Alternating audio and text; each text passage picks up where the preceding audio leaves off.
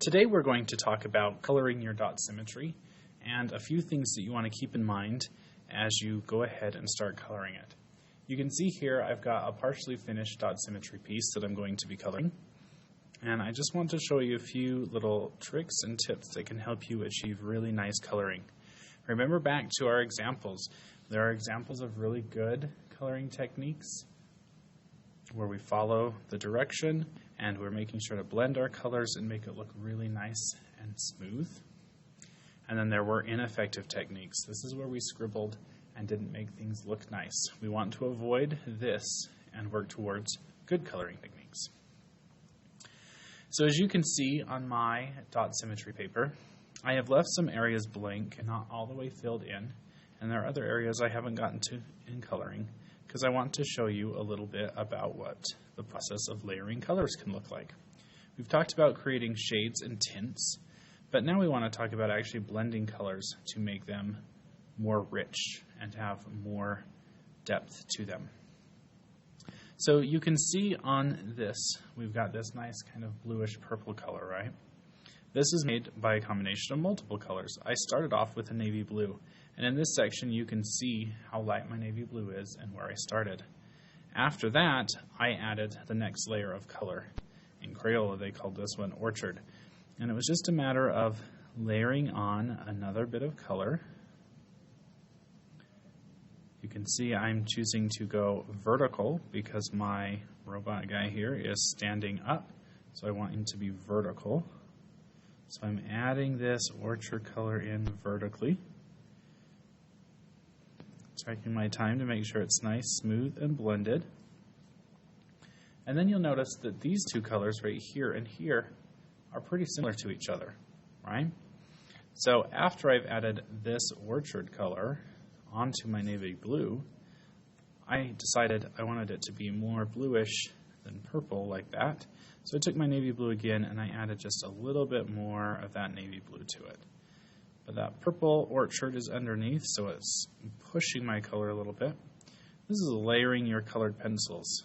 You can see how it just adds more depth to the color and matches it. And you can keep adding, making sure that you match the colors that you're looking for, trying to match this one and that one together. All right. Then I can come down here and do the same thing here, because I've already added the navy blue and then the orchard, and I'm just trying to add on that last layer of color.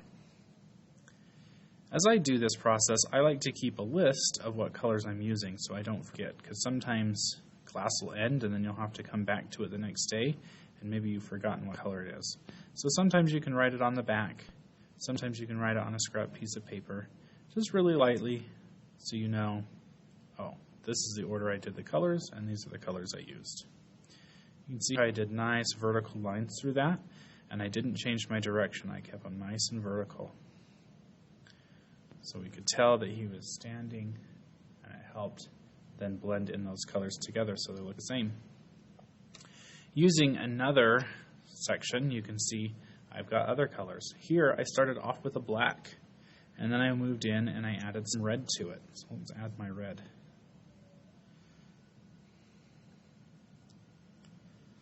You can see, again, nice vertical lines. I wanted this to seem more vertical than it was horizontal. So I add that in, and you can see that the color still isn't quite the same as the other ones. I've added in a third color. I really like blending my colors because it adds, again, that depth. And it really covers in some of those little white spaces that we have a hard time filling in sometimes. We are able to see lots of different colors, and if we go in and add layers, we see even more, and we can expand how many different colors we have. Even with just a simple 12-pack of colors, we can keep adding more. Keep in mind color direction as you color. Notice here I've gone left to right on this section because I wanted to make it look like he was standing on this platform. On the walls in the back, nice and vertical, up and down lines, so that I can see that it's taller. Notice on these doors, I'm going diagonally. Sometimes, when we start to color, we'll notice, oh, the lines are going this way. Yes, this door is probably tall, but the majority of my lines go diagonally. So I wanted to show that this was diagonal. So you can see the direction of those lines. And I'm going to continue those all the way through. To make sure my coloring is symmetrical, this same color has to be used over here. I always start with a really light base of color because it's always good to start lighter and then move your way darker and getting more values put in. So you can see I'm using that nice diagonal line. I'm following these ones right here. And I'm going to continue in this diagonal the entire time. Sometimes when we start in a certain direction, it feels really uncomfortable in certain sections and we want to like turn the paper and go a different direction. We want to avoid that. Because if you keep with the same direction, your brain's going to understand what's happening within the picture, and things will turn out nicer. So you can see just getting a really light base to begin with. And then we can see over here I went with a darker value of this color. So I start here and maybe start blending in some of that value, trying to get it darker. And with colored pencil, it's really nice to just kind of keep adding layers. And notice as I start to get darker, maybe I get a little closer on my pencil.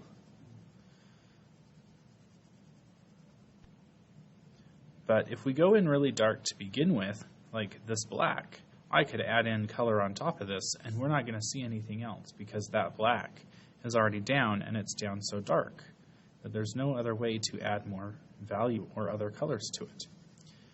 So start lighter, move your way to darker. You can add some value in this to give it more interest. You can see a lot of these areas are all connected. And so to add interest, I added some value to make it a little more interesting, even though it had to be the same color. Because remember, we want to keep colors separate, and we don't want to do this whole thing, this solid red color, even though we have these different lines, right? We wanted to do different reds. You can see that this chest piece of the robot is darker than the rest because I didn't want to just have all the same purple the entire way through. Even on the walls, if we had just done the same gray as we colored through it, a lot of times we get really antsy and just start to scribble. This is the one way to make sure that we're not scribbling because we go through and we blend our colors together. So keep different colors next to each other, no same color next to each other. And you can see sometimes they look really close. Like on the floor, I've got this darker black, and then I've got this gray in the boots. This gray in the boots matches the gray in the arms, right? I was trying to match those. And then this one I did darker. Here these reds, they're still reds, but they're different reds because I've blended them in differently. So think of creative ways that you can get close to the same color, but still achieve different ones because we want to really have the shapes that you drew stand out in a very distinct way. So remember vertical for up and down, horizontal for flat. Diagonal if you need to follow the major direction of something. This door is still going to look tall because it is taller than it is wide. So there's just certain things that we can look at. If the dominating line is diagonal, that might tell us we want to go diagonal. Once we've started in a direction, don't change to a different one because then our eye thinks that something else is happening and then we get really confused. So take your time to go through and color this. It is not a race. You don't have to finish super fast. Blend your colors and make it look really nice.